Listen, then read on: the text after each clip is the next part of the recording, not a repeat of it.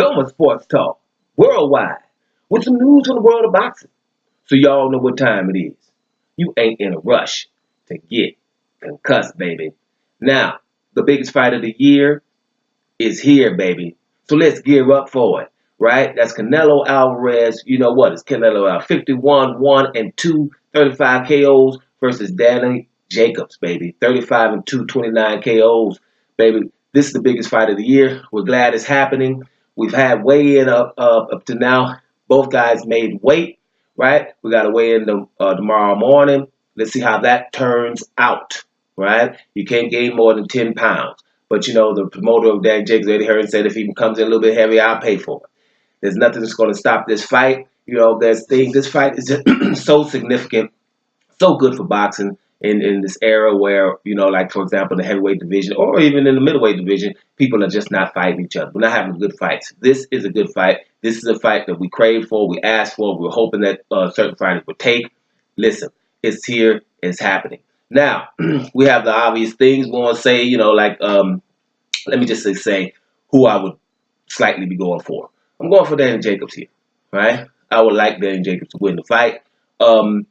But it's one of those fights. This is when you know you have a very, very, very good fight, a significant fight. I will not go as far as to say historic just because somebody's, you know, trying to unify a division. When somebody gets undisputed, then I'll go historic. But it is a big fight. And I'm telling you why it's significant is whoever wins, whatever scenario, if, provided there's no controversy. But whatever scenario, Canelo coming here, beats Danny Jacobs convincingly, or just beats Danny Jacobs.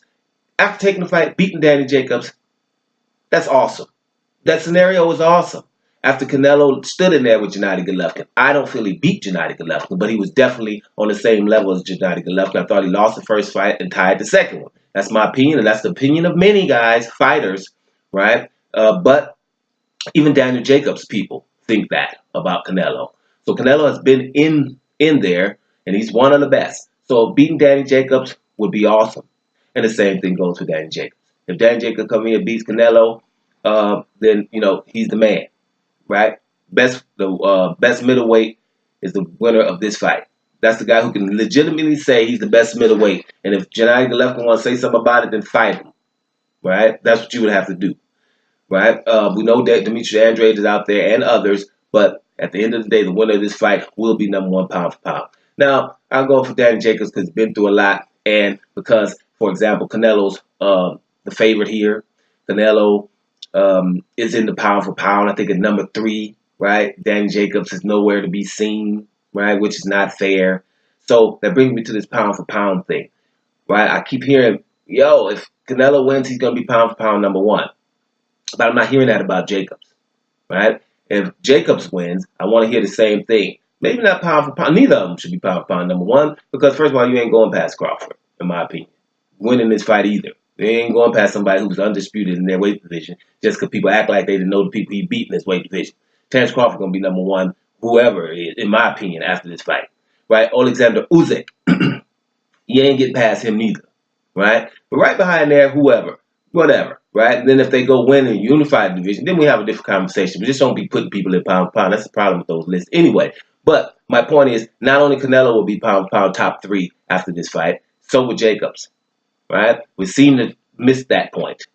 That's the thing. So the winner of this fight could be that top 5 pound for pound legitimately. Now, Canelo's in there now, but shouldn't be, right? Because your wins against smaller people, and they were very close and controversial, right? You just don't go in front of people like Usyk and Terence Crawford, right?